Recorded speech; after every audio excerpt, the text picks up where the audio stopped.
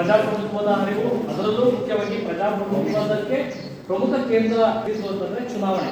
ಆ ಚುನಾವಣೆಗಳ ಬಗ್ಗೆ ಅರಿವನ್ನು ಮೂಡಿಸಬೇಕು. ಅದರಲ್ಲೂ ಕೂಡ ಮತದಾನದ ಬಗ್ಗೆ ಒಂದು ಕಲ್ಪನೆಯನ್ನು ಮೂಡಿಸಬೇಕು. ಎಸ್ಪೆಷಲಿ ನಮ್ದು ಸಾರ್ವತ್ರಿಕ ವಯಸ್ಕ ಮತದಾನ ಪದ್ಧತಿ ಆಗಿರೋದ್ರಿಂದ 18 ವರ್ಷ ಮೇಲ್ಪಟ್ಟಿರೋರಿಗೆ ಮತ ಚಲಾವಣೆ ಹಕ್ಕಿರುತ್ತೆ. ಸೊ ಹಾಗಾಗಿ 18 ವರ್ಷ ಮೇಲ್ಪಟ್ಟಿರೋರು ಯಾವ ರೀತಿ ಮತ ಚಲಾವಣೆ ಮಾಡಬೇಕು, ಯಾವ ರೀತಿ ಚುನಾವಣೆಗಳು ನಡೀತವೆ ಅನ್ನೋದ್ರ ಬಗ್ಗೆ ಅರಿವು ಮೂಡಿಸಬೇಕು ಅನ್ನುವಂಥ ಉದ್ದೇಶದಿಂದ ಎಲ್ಲಾ ಶಾಲಾ ಕಾಲೇಜುಗಳಲ್ಲೂ ಕೂಡ ಈ ರೀತಿ ಶಾಲಾ ಸಂಸತ್ ಚುನಾವಣೆ ನಡೀತಾರೆ, ಎಲ್ಲರಿಗೂ ಗೊತ್ತಿದೆ. ಸೊ ಅದೇ ರೀತಿ ನಮ್ಮ ಶಾಲೆಯಲ್ಲೂ ಕೂಡ ಪ್ರತಿ ವರ್ಷನೂ ಕೂಡ ತುಂಬಾ ಚೆನ್ನಾಗಿ ನಡೀತಾ ಇದೆ.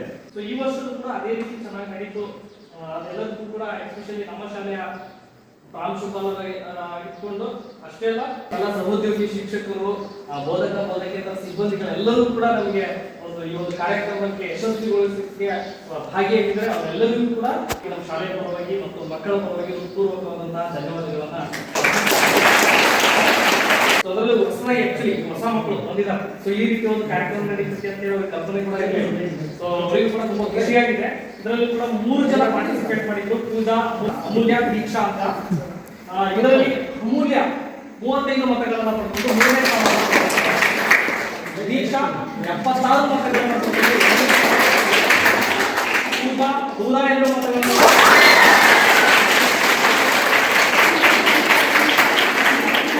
ಕಲ್ಚರಲ್ ಮಿನಿಸ್ಟರ್ ಸ್ವಪ್ನ 55 ಮತಗಳನ್ನು ಪಡೆದಿದ್ದಾರೆ. ಭಾವನಾ 158 ಮತಗಳನ್ನು,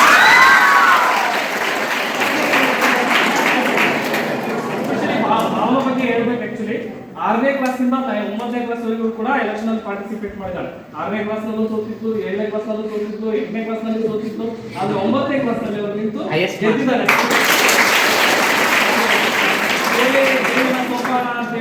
ಸೊ ಆ ರೀತಿ ಹಣ್ಣುಗಳು ಎದೆ ಕುಂದಿಲ್ಲ.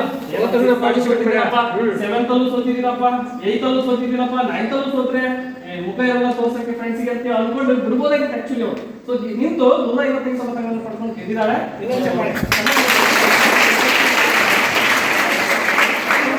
ಸ್ಪೋರ್ಟ್ಸ್ ಮಿನಿಸ್ಟರ್ ರಾಮಕೃಷ್ಣ ಸ್ಪರ್ಧೆಯಲ್ಲಿ ಏರ್ಪಟ್ಟಿದ್ದು 3 ವಿದ್ಯಾರ್ಥಿಗಳು ಭಾಗವಹಿಸಿದ್ರು. ಅದರಲ್ಲಿ ಬಾಲರಾಜ್ 98 ಮತಗಳನ್ನು ಪಡೆದಿದ್ದಾನೆ. ಸುನೀಲ್ 107 ಮತಗಳನ್ನು ಪಡೆದಿದ್ದಾರೆ. ವಿಶೇಷ ಏನಂದ್ರೆ ಅಣ್ಣ ತಮ್ಮ ಈ ಒಂದು ಕಾರ್ಯಕ್ರಮದಲ್ಲಿ ಮಂತ್ರಿಗಳಾಗಿ ಆಯ್ಕೆಯಾಗಿದ್ದಾರೆ. ಜಾರಕಿಹೊಳಿ ಸಾಂಸ್ಕೃತಿಕ ಮಂತ್ರಿ, ಕಲ್ಚರಲ್ ಮಿನಿಸ್ಟರ್ 2 ವಿದ್ಯಾರ್ಥಿಗಳು ಭಾಗವಹಿಸಿದರು. ಇದರಲ್ಲಿ ವಿಷ್ಣು 45 ಮತಗಳನ್ನು ಪಡೆದಿದ್ದಾನೆ. ಪ್ರೀತಮ್ 168 ಮತಗಳನ್ನು